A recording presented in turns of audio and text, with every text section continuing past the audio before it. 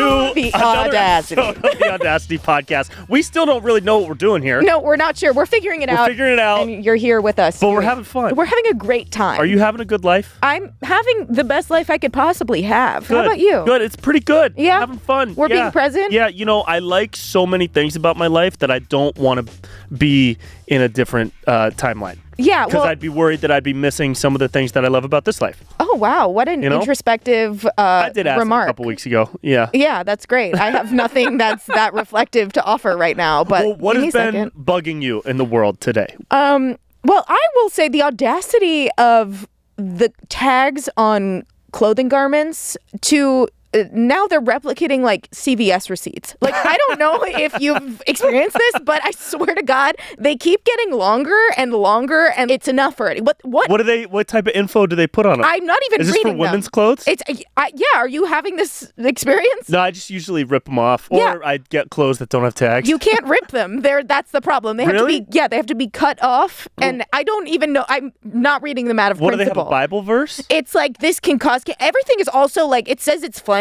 now, which is like Everything's flammable. Everything can cause cancer. guys, everything is flammable if you light it on fire. Do you know what I mean? It's like keep away from fire. It's flammable. Like obviously that's how fire works. I don't understand who is buying garments and then setting them on fire and then suing the company to the point where now I have to suffer with all of these itchy tags that I need physical scissors to cut. I can't just rip it off. It's not those days are gone. Yeah, well, the audacity of you to pronounce the N in garments. Garments. That just What do makes you me call super it? uneasy. Garments. That's The what? N is silent. No, it's Silent not. N. No, it's not. 100%. Garment? You sound like you're saying Garmin's, like the thing that The fitness tracker? No, the Garmin that used to be like a GPS thing. Yeah, that's in what I'm rental talking cars. about. No, garment. That's how. What do you- Garments? Oh my God! What the fuck is wrong with you? Garment. Do you pronounce the L in salmon? Salmon? No, but do you know what I learned recently? That there's a phrase. Oh, I think we talked about it. They're the phrase that everybody says wrong. Huh. I forget I forget it. But garment. How do you say crayon? Crayon. Huh? Crayon. Crayon. Crayon. Nah. Yeah. Crayon. Apple. Do you say maybe. crayon? Crayon. That's Oh, that's no. the Are you phonetic British? pronunciation. Crayon. It's Yeah. crayon. Crayon. Please say I library. ain't got Please time. say library. Library. No. We're Gonna getting get good. Getting good or getting better at being people. Getting good or getting better at being people. Improve. Don't- Hi, welcome to Get Gooder. This is the segment. Are we going to welcome people to every segment? I mean, Hello and welcome. I don't know. Maybe they just tuned in. Maybe they got distracted. Well, if you're here already, good to see you again. I'm so bad at this. Just leave it. That's fine. Get Gooder. This is the segment where we talk about things that we're doing to improve our lives and our well-beings, and maybe you can take some of that away and implement it in your life. And I have recently started to positive self-talk verbally out loud instead of like in my own head, because I've noticed that if I talk to myself in my own head, like the negative intrusive thoughts are like, no, this is our domain. So I have to like verbally say it, and it's actually helped quite a bit with my anxiety. I was having like crazy just like overwhelming bouts of anxiety this last couple of weeks. It was just crazy. So I actually pulled over and like put my hand on my heart and was like, you are doing great. Everything is fine. It's fine. You are doing what you love to do. Yeah. Please enjoy it. You're doing great. And it actually helped calm me down a lot. Good. Yeah. When you say it out loud, it adds so much more power and like potency to the thought. 'Cause Yeah. it's not a thought anymore. Now it's real. It's in the world. You're expelling energy outward. Yeah. So yeah, that's dope. What about That's great. you? What are you doing? To get good, I started taking creatine. You know why? In high school, I was just going to say, I remember high that's, school. That's the It's only just time for I'd ever nostalgic thought about it. Yeah. I mix in some Four Loko. It's great. So in high school, the thought was always creatine is going to make you jacked. It's going to make you look Jacked big. 3D. But it's a lot of like water weight, Yeah. right? So you'll just be like pumped up. Right. But I've been researching it a lot, and it's got like a crazy positive effect on cognitive function. Interesting. And as well as muscle building and muscle growth, which isn't really my priority, but I've been taking it for a week and a half, and my day-to-day is so focused. Really? Yeah. Like I'm focused in a way to where I don't want to be distracted by scrolling through a social media platform, or I don't want to go from like thing to thing to thing. Because a big problem I've had is like I'll be editing something, and then 5 minutes later I'll be like, oh, I forgot I haven't finished writing that thing. So I'll stop editing and I'll go start writing the thing, and then I'll be like, oh man, but I forgot I need to do this graphic, or I need to like call this person or respond to these emails, and then I'll just go like hopping from thing to thing to thing for like a couple minutes at a time. But in the past couple of weeks, I've been like focused, like hyper focused. Really? Yeah. Wow. Yeah. Do you take it every day? I take it every day. I mix it into water, and I have it at like around midday.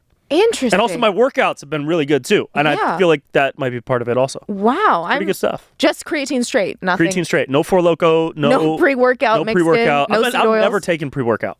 Oh my God. Do you take pre-workout? All the time. Really? Yeah. You know what I also take that's kind of like creatine? Meth? Does the same thing for me? Vyvanse. You really? Yeah. No way. I've been taking it my whole life. Are you prescribed? Yeah. Oh, no, wow. I get it on the street. I get it on the Silk Road. Yeah, exactly. Get it on 4chan. No, and it works just the same. Yeah, I snorted Vyvanse at Coachella 14 years ago, and never it looked was back. a hell of a time. Yeah. But that's my one experience. Yeah, I don't know, but your creatine, that sounds great too. Creatine's great. I highly recommend you at least do a little research on it. Yeah. Yeah, it's a good time. All yeah. right. But creatine with some positive Vibes. talk to Positive yourself. self-talk. Positive self-talk is great. What a combo. That's great. Do you have a mantra? You don't have to share it, but do you have a mantra? Do you have a mantra? No, I don't have a mantra, but like I say, it depends on what I'm needing to hear in the moment. Yeah. But I did start doing this thing where like I'll have a negative thought and I just stop the thought and I'm like, you're great. Nice. You have money. You know what I mean? Yeah. That's good. You are wealthy. Yeah, I talk to myself in the sauna all the time. Do you? That's usually where I say things out loud. Oh, yeah. I used to do that when it was like I would go to a sauna, but now I do the meditative thing. Can't really do that when there are other people in the sauna, though. It's really interesting. You mean you can? You can, but That it's everybody's mantra. I am joy. Everybody's like, what the fuck? Is this guy going to murder us enough. right now? Make us better. Please make us better.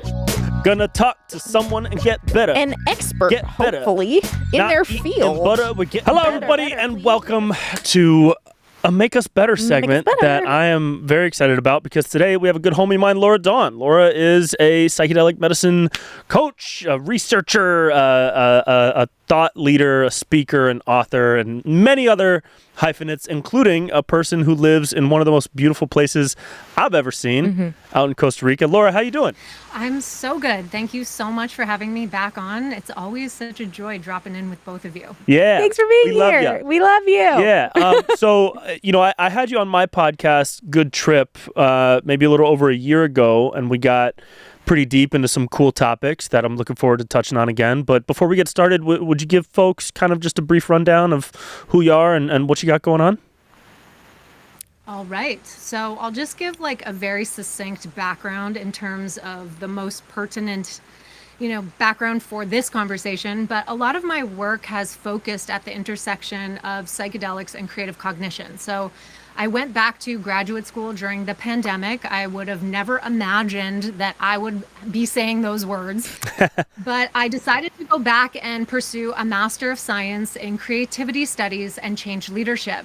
And I am not someone who's like, huge advocate for institutionalized education, but I feel that it was really important to do that because both psychedelics and creativity are going through this like parallel cultural rebrand, and what I actually wanted to study didn't exist. So when I approached the dean of that program, I said, I want to come back to graduate school and I want to study creativity, but I want to create curriculum around psychedelics and creativity, and I'm only going to come if that's what I'm able to do.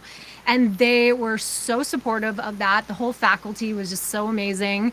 And so I really spent the majority of my 3 years in graduate school focusing on really rewriting the narrative and flipping the current narrative of psychedelics entering, Western mainstream culture on its head. Because right now, the main frame that we talk about psychedelics is all about mental health, which is funny that we say mental health, which is really like a misnomer for like mental illness. And I spent a lot of my time reframing the story and spending a lot of time looking at hundreds and hundreds of journal articles and so much research that's already been done, specifically focused on psychedelics and mental illness, primarily the big four: addiction, depression, PTSD, and anxiety, and made a very strong case that the reasons that psychedelics are so efficacious for the treatment of depression are actually the same reasons, the same underlying neurological underpinning of why they work in the brain to shake up our models of reality is the same reason that we can leverage these tools and these medicines to think more creatively. And I'll just sum up that by saying that when we enter the conversation from a different point, like how do we work with psychedelics to flourish, to become more creative, to express ourselves more authentically, the way we look at psychedelics changes drastically. The foundational premise of the entire conversation changes. It changes how we think about preparation, the journey itself, what that could look like in terms of set and setting, as well as integration. And I think that this is one of the most important conversations that we can have, especially right now, because, you know, in case anyone like hasn't been paying attention to the world these days, like this is like an all hands on deck, bring your best ideas to the table kind of moment in time. And so one other thing that I'll add is that, like, I actually still have imposter syndrome talking about creativity, which is like hilarious and ironic. But like, that was one of my first memories in school, was my grade 3 teacher coming over to me and saying, "You will never be creative because you cannot draw like Jenica sitting next to me." And it was just like the shame that came over my being. And so that's why I'm like, I never thought I would have said the words that like I have a graduate degree in creativity studies, because I have spent so much of my life having to undo and rethink about what creativity actually is. And if I can like overcome that, you know, those old myths that creativity looks a certain way. You're either a musician, a poet, you know, a dancer, and those are forms of creative expression, and everything else is just like strategy, or, you know, it's like falls to the wayside. But it's such a perfect time, because now big organizations are actually saying, wait a second, we need to redefine this narrative on creativity, because creative thinking is now the most important skill set of our time. Yeah. And so there's so much here, but like we're in this parallel shift, you know, in terms of how we understand psychedelics and what is creativity, and how can we actually leverage these very incredible, you know, such powerful tools to help us unlock different levels of genius that we already are, that we already have within us, because we're creative by definition of being alive. It's what it means to be human. Totally. And I think the more that people embody that framework, the more, you know, they step into that identity as a creative. Awesome. Well, first off, I've seen Jenica's stick figure drawings. Not good. They're not good. Okay, so don't let that get you down, all right? We have moved past the narrative that Jenica is the artist of all artists. Yeah. I want to build this framing of creativity just a little bit more, because when you say creativity is not just about making poetry and art, it's also about creative thinking. How can we expand on that a little bit more to allow people to have maybe a wider grasp of what creativity actually is, and where creative thinking comes into play in our day-to-day lives? Yeah, I love this question, because it actually helps like frame the landscape, the creativity landscape. And so we can enter this conversation by sort of compartmentalizing, although they all overlap and they all blend with each other. But the 4 Ps of creativity, when I was in graduate school, I also developed the 5th P. And so this goes back to Mel Rhodes' work from 1963. But you have the creative person. And so creative thinking would fall under that category. The creative person, the creative process, the creative product, which I think of as like the outcome, whatever it is that you're creating. So it's not just like, okay, I have an idea for this product that I'm going to sell, but more like, okay, I developed a program. That's the creative outcome. And then the creative place, which is so fascinating. This is where we could really dive into set and setting, because when you look at the 4 Ps of creativity, we can overlay that onto what our current understanding of set and setting actually is. And then the fifth P is creative practices. Like we can teach ourselves creative practices to help us think more creatively. But the environment, the creative place is so interesting because we are so influenced by the environment that we live in. And, you know, you mentioned this setting that I'm in, and it's no coincidence that I've been tripping and journeying and, you know, from a more recreational place to a very, you know, deeply intentional place for 25 years. And I've been living outside for 20 of those years. And there's another term that I love for psychedelics, which is ecodelics, which actually really shows us how it really focuses on nature relatedness and how impactful our environment is on our capacity to think. And there's some incredible studies that have been done, and we can really leverage those studies to think differently about set and setting for the psychedelic journey. Cool. And so now moving into like where psychedelics and creativity overlap a bit. You know, in my experience, I've done a microdose protocol for the past couple of years with psilocybin. I've had a couple of pretty deeper experiences in a ceremony type space with ayahuasca.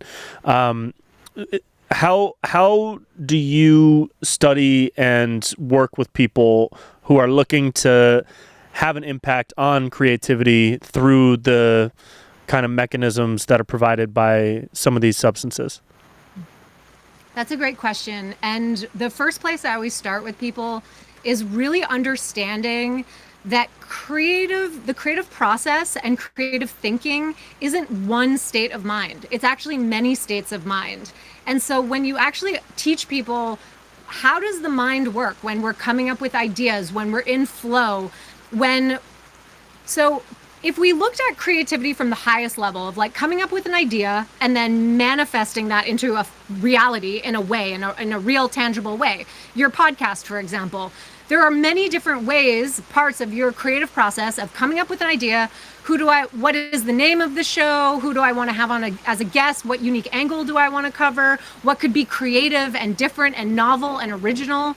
To actually being here, producing, you know, focused in the moment to actually have an outcome. So throughout that creative process, there are different modes of cognition. One of those modes of cognition is what we call constrained cognition. So you might be tripping balls right now, that's possible, but you're really holding it together if you are like completely, you know, in that way. So it's like when you're focused on producing something, you're constrained, you have convergent thinking, you need to narrow your focus to be here.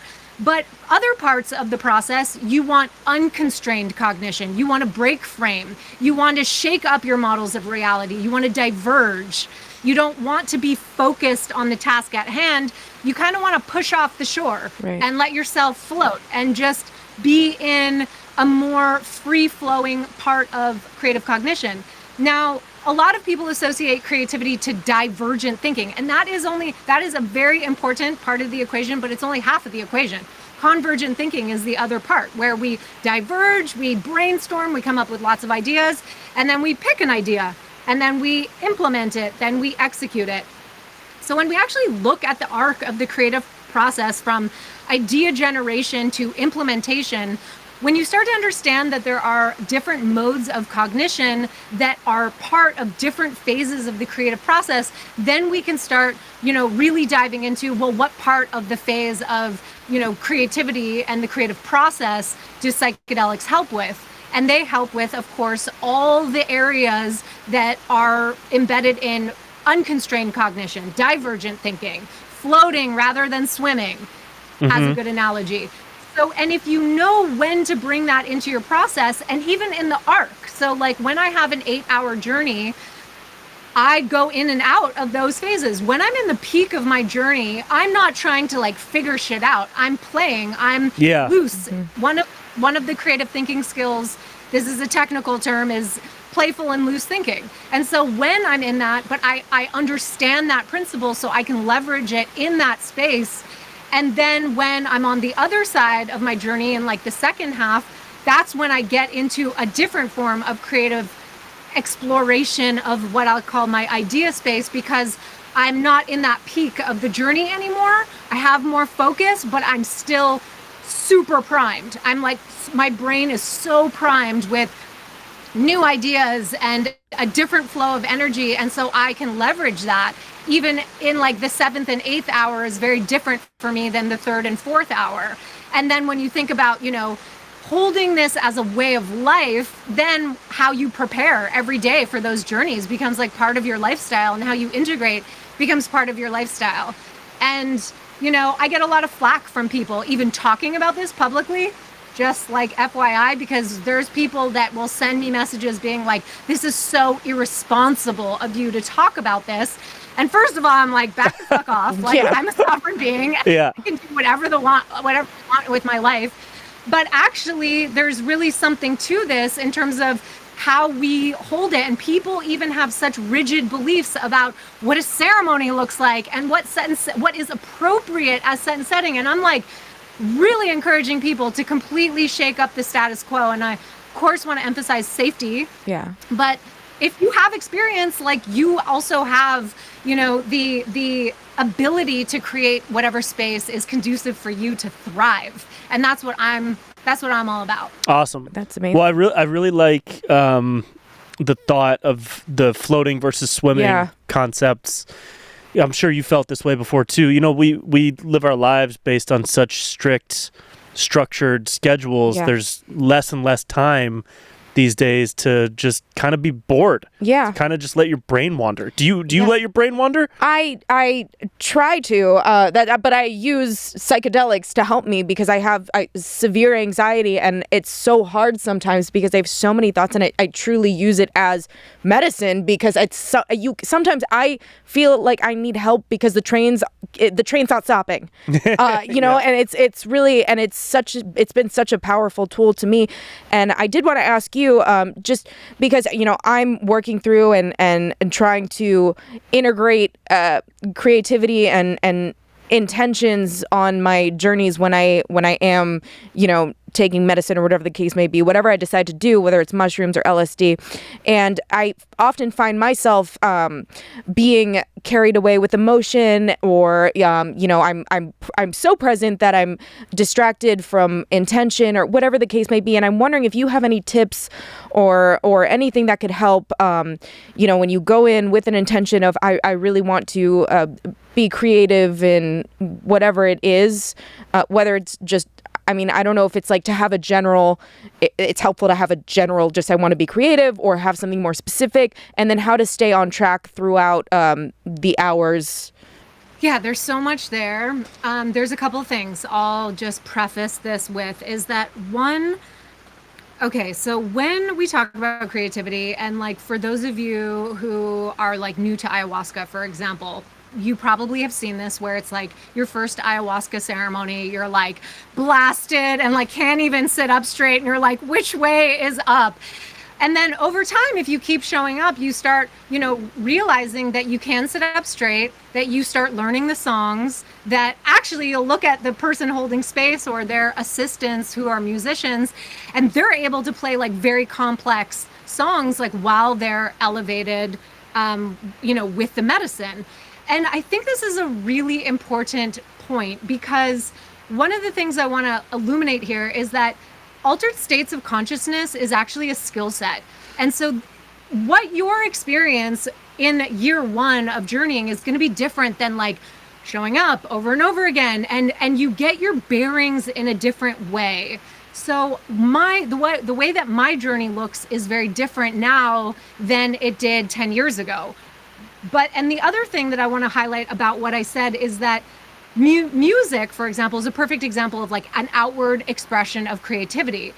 But for me, I'm someone who is more in the category of a thought leader. I do play music, and I like to be creative in other ways in ceremony. But I actually work a lot with developing ideas as a part of what programs and the curriculum that I'm developing to support other people on the path of transformation. So like Transilience, for example.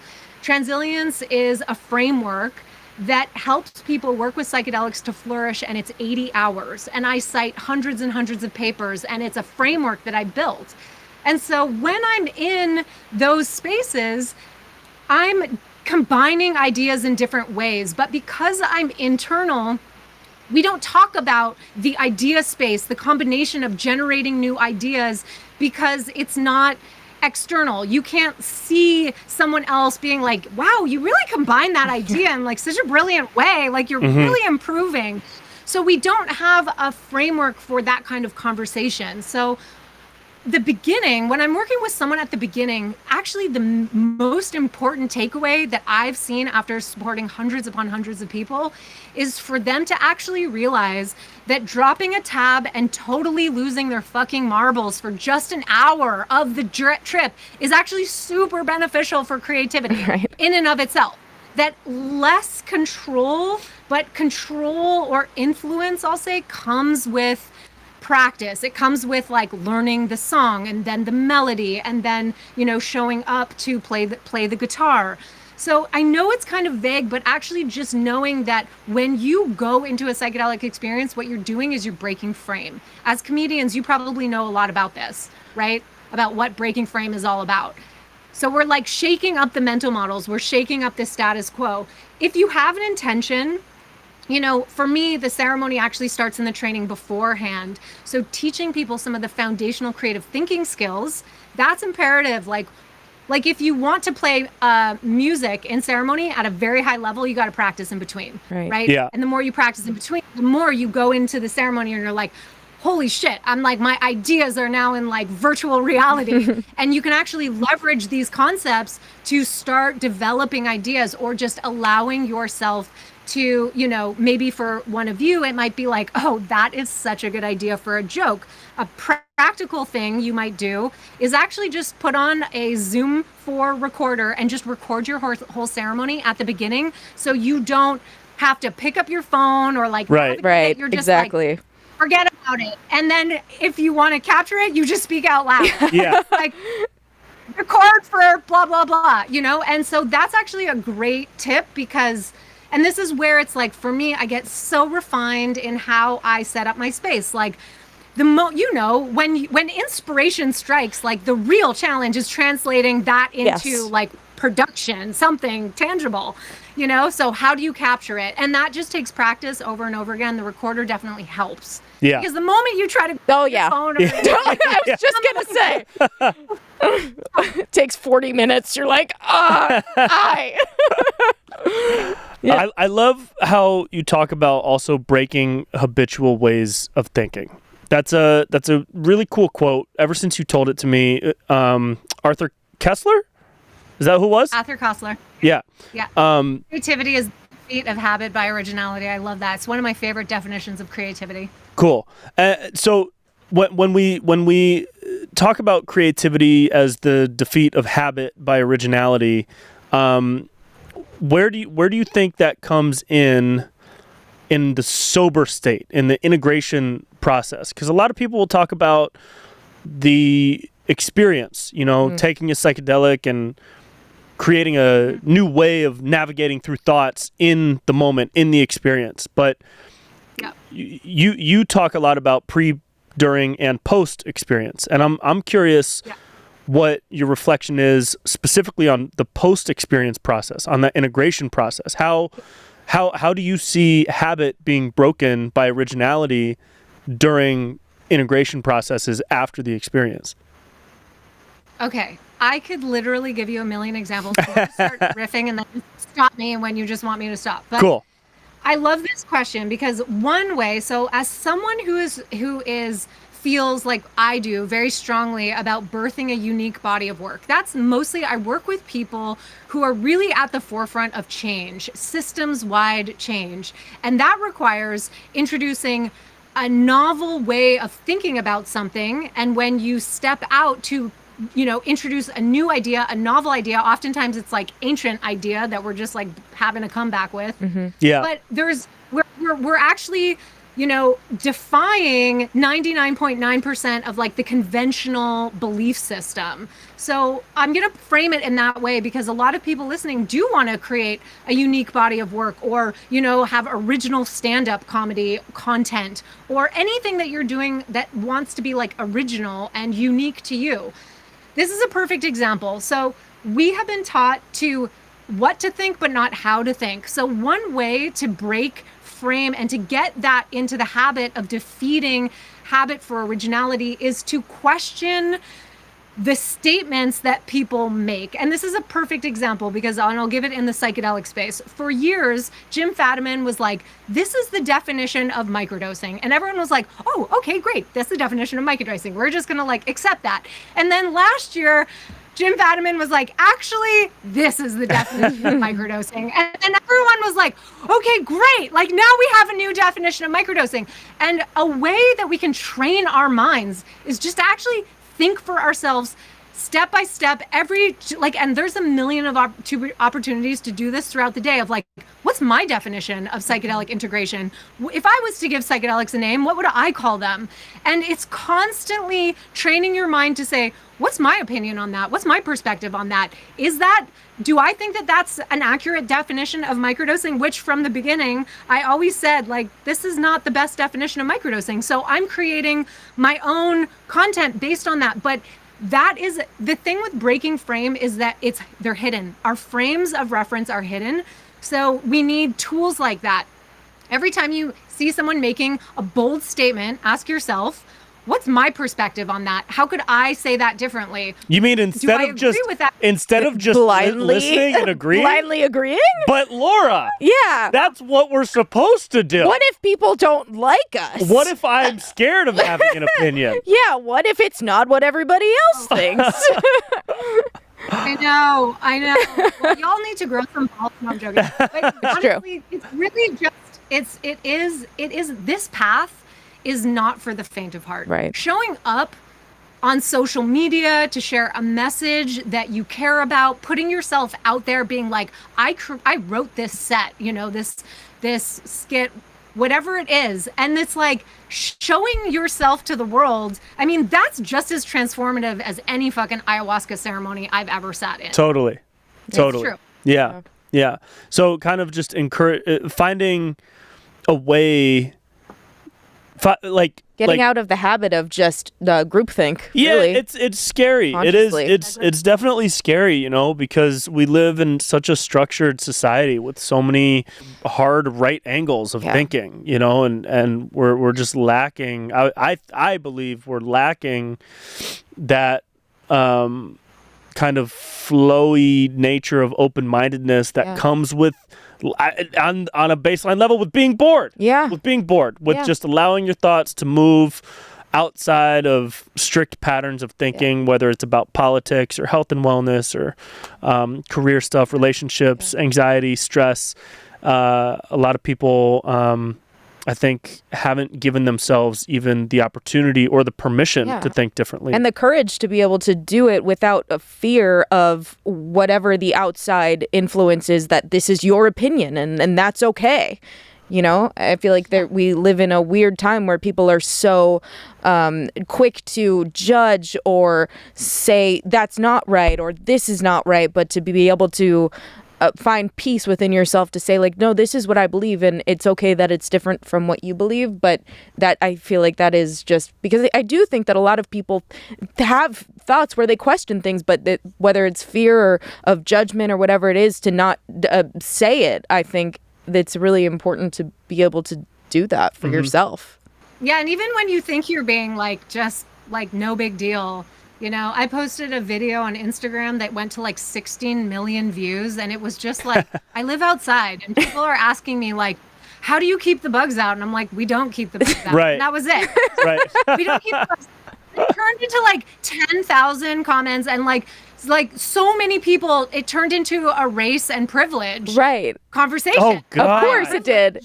And I was like, okay, no wonder people are so terrified of the mainstream consciousness, because people are angry out there. And that's why it's kindness is the new cancel. That's, we being more in that, embodying that and taking a stand for that, I think, is the most important thing that we can do these days, and support other people and encourage other people to really share what they want. And the way we share it is also impactful too. We don't have to be this is truth, but hey, I'm really exploring this other perspective right now, and this is what's coming through. And and it doesn't have to be from a place of righteous indignation. Yes. That, this is true.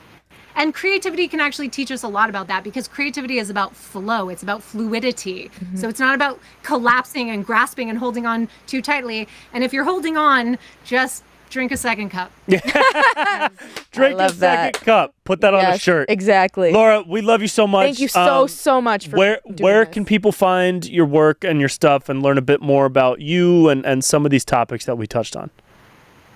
Thank you so much. So I'm going through a little bit of a rebrand from psychedelic leadership to transilience. My home base is lauradon.co. I have a program coming up in the new year called Expansion, and it's all about teaching people how to work with psychedelics to enhance creativity, all aspects of creativity, and I'm really excited about that program. And I'm Live Free Laura D on Instagram. Where Live Free Laura D. Free Laura D. Keep living free. Keep letting those bugs in. Yep. Cockroaches and bugs and all. We love it. Okay, we're all one. Yeah. We're all one. We're one with the bugs. That's right. Laura, we love you so much. Thank you for so rocking. much. The story. We're going to tell you a story. We're going to tell you it's the story time It now. happened to us, I swear. This it's is real. real. Yeah, we didn't make it up. No. It's a real... I got a story. I want to hear it. Okay. So, I grew up in Northern California, and for elementary school, I was in Sacramento, and I had a huge crush on this girl in third grade. Wow.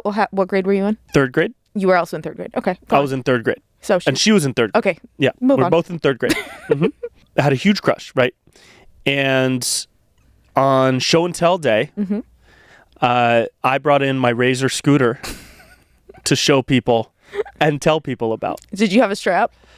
I did have a strap. Of course. Yeah. Okay. Had a strap, fresh wheels. You know, I was able to do a little wheelie. It had a kickstand, so I could do like a wheelie bar, so I could do like She was dope. Oh, yeah. I was a Okay. cool little kid. Oh, yeah.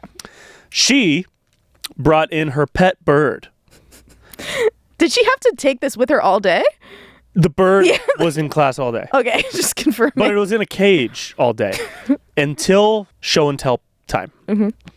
At which point she removed the bird from the cage because I know why the caged bird sings.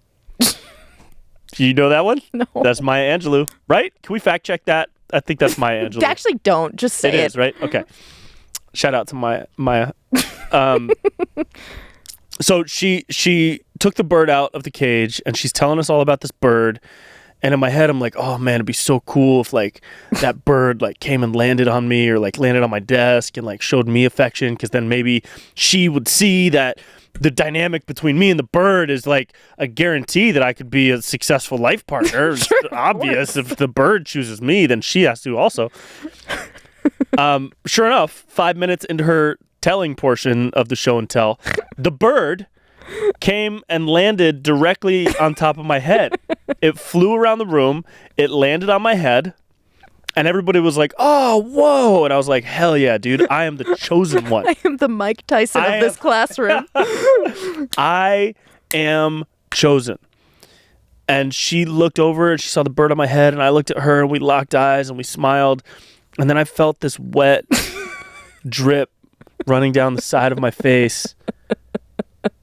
And the person next to me was like, oh my God. And I reached my hand up and the bird flew off my head and I stroked my face.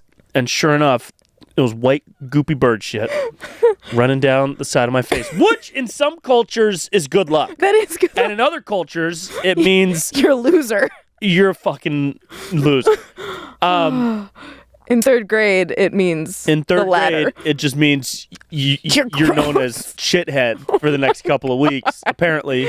What did she say? What kind of bird was this, by the way? It was like a parakeet or some shit, Okay. you know? Okay, It was like a sure. parrot, but like dumb and smaller. Sure. And it pooped all over my head, and I was mortified. And then somebody said, in China, that's good luck. And I was like, hey, in China, everything's good luck. That makes no sense. I've heard everything's good luck. Oh, Butterfly landing on you, Yeah. or a ladybug or something. yeah. But poop on the head. Everything is good luck. So I don't know. So shout out to Chelsea. Oh, Chelsea. Still love you. I'm so sorry that happened to you. That's so. Have you ever been pooped on by a bird? No, actually, I haven't. But I just feel bad. I feel bad that happened because you. In third grade's never a good time for anyone. I don't know anyone who was like really cool in the third grade. That's like the lowest point. Yeah, Chelsea was. Chelsea was cool. She was the coolest. Oh my god, Chelsea had a bird. She had a bird. Now, not so cool. Third grade, fucking sick. Things that are cool in the third grade are not. Anybody that was cool in the third grade, Scooters? I don't think that they're cool now. No. You're So- not going to see a grown man on a Razor scooter. You might. You might, but he's not going to be that cool. He's not cool. No. Oh my god. Yeah. What a good story. Thank you for that. I'm still trying to figure out what the meaning was and what type of meaning And I you can didn't get derive together. She didn't. from it. No, it didn't end up working out. But maybe the metaphor is like once you work your way through the shit, there are happier times ahead. Yeah. I think that's because I'm happier now.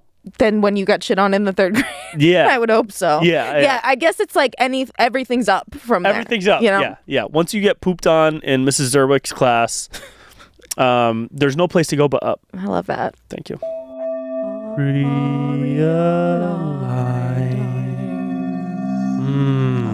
As you feel the podcast episode coming to an end. So this is a segment that we like to end on, for folks who don't know, to make you feel a little bit better, make us feel better about going about our day, because there's a whole lot of bad stuff. There's a lot of, the world has a whole lot of audacity with what it's throwing at you these days, but there's a lot of beauty out there too. So what's been making you feel good lately, or what are you looking forward to? Well, something that's actually been making me feel really good, and it's been making me feel really good for a while, is my gym. At my gym, the people at the front desk are so genuinely happy to see me. This is not Really? like, they are so nice. They know me by name, and they're like, there is one girl who is like, she is just so happy to see me every single morning. She's like, Nikki, hi, how are you?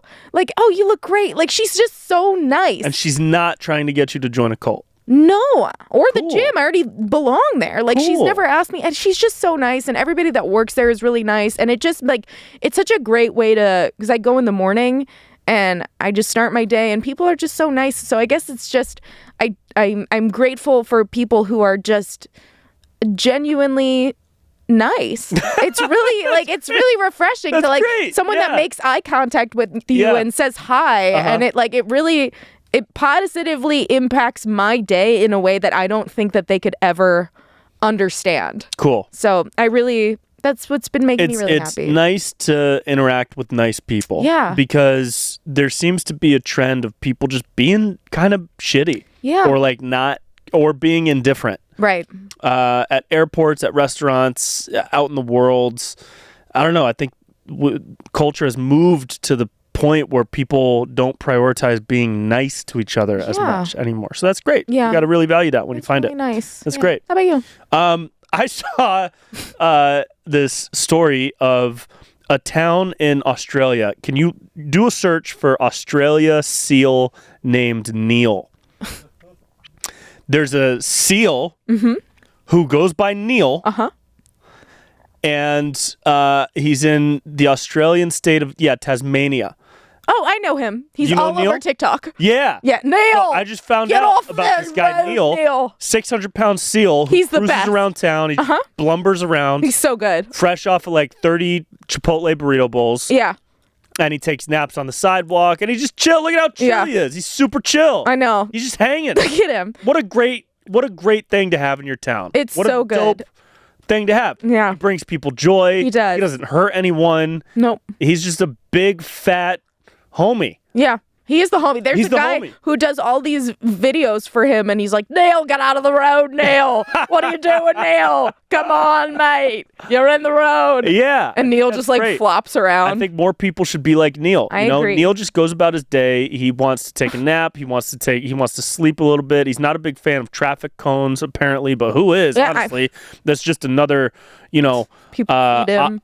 it's another thing in your way. It's another hindrance in your Yeah. life. You know, you could take that as a metaphor. You take down obstacles the way Neil takes down traffic cones, and he's in a flow state. He just is. pretty consistently. Neil you know? is always present. He's always present. Yeah. He's not thinking about work. He's not thinking about taxes or No. stress.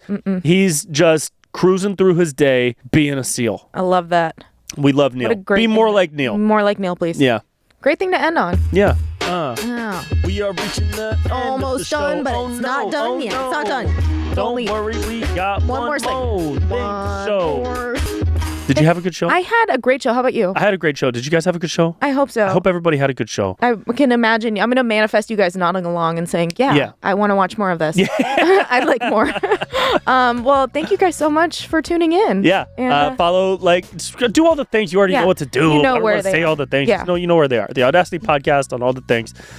Clips going out weekly. And Audacity _ podcast on Instagram. Yep. Nikki, new videos every damn day almost, pretty much. I got tour dates, brentpella.com/shows, and we will see you next week. Bye.